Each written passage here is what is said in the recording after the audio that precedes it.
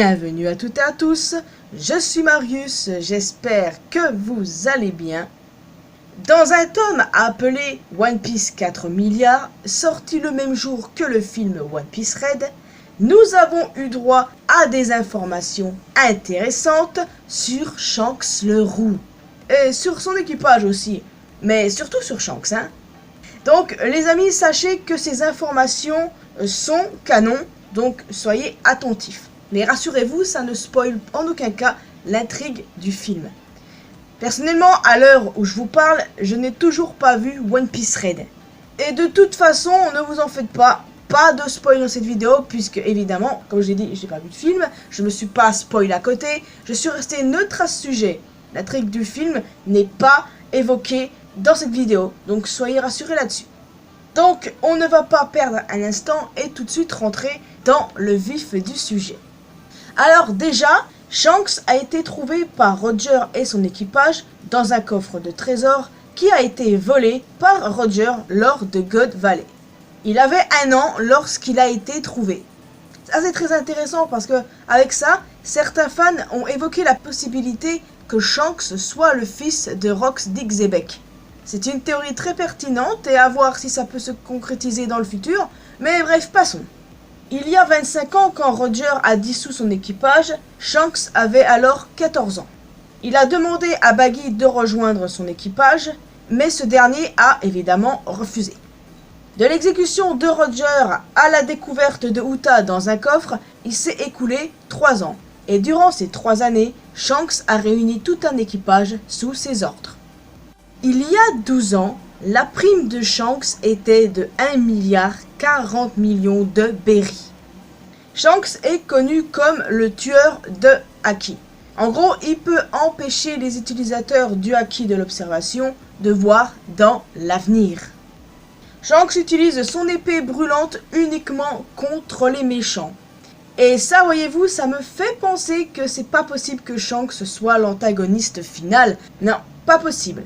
Après ça, c'est un autre débat, mais personnellement, je n'ai jamais cru à la théorie de Shanks Mastermind, Shanks l'antagoniste final et tout. Personnellement, je n'ai jamais cru à ça. Shanks, je vois juste comme étant l'homme qui veut faire les choses à sa propre manière, mais qui n'est pas un antagoniste. Bonk Punch et Monster sont musiciens. Limjus se bat avec un bâton électrique. Ongo est le médecin de l'équipage.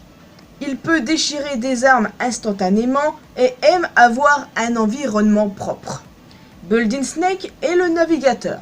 Il attaque avec ses poings, se bat avec un style de jonglerie acrobatique à 2 épées et est bon en défense. Howling Gabe attaque avec un hurlement coupant. Il déteste les insectes, comme moi, et les fantômes. Rockstar attaque avec son style d'épée fracassante. En somme, il creuse un trou avec son épée comme une perceuse. Il a un sens aigu de la justice et veut que les autres suivent les règles. Ben Beckman est doué pour le haki et les fusils dont la balle pénètre son ennemi. Ouais, j'ai toujours adoré Ben Beckman, moi. Et en plus de ça, il aime les femmes et est très populaire auprès d'elles. Ouais, en gros, c'est un sacré tombeur. Et là encore, je ne suis pas très étonné. Yasop, ce père indigne, ne rate jamais sa cible et adore danser. Le jour où Usopp sera face à toi, mon gars, il va te défoncer. Clairement, j'espère. Bref, Lukiro est cuisinier et n'est pas doué avec les femmes. Non, jure. Il est bon, maîtrise le haki et attaque comme une boule de bowling. Shanks appartiendrait à la famille Firland, qui est peut-être l'une des 20 familles de dragons célestes. Ouais, déjà ça, les gars, c'est fort. Et ça anéantit plutôt la théorie que je vous ai évoquée précédemment avec Xebec. Mais en tout cas, c'est très intéressant. Bon, lors de l'incident de God Valley, on sait que Roger a combattu Xebec car il était la personne qui voulait conquérir le monde. Roger a fini par s'allier aux marines pour sauver les dragons célestes et leurs esclaves. Et autre chose de très badass concernant Shanks, la dernière information du coup, il serait capable de comprimer la gorge de quelqu'un à distance grâce à son haki. Je vous l'ai dit, truc de malade. Ces infos sont tout bonnement incroyables. Shanks est un personnage incroyable. J'en ai jamais douté, personne n'en a douté. C'est un excellent personnage, mais super badass. Je veux en savoir plus sur lui, je veux en voir plus de lui.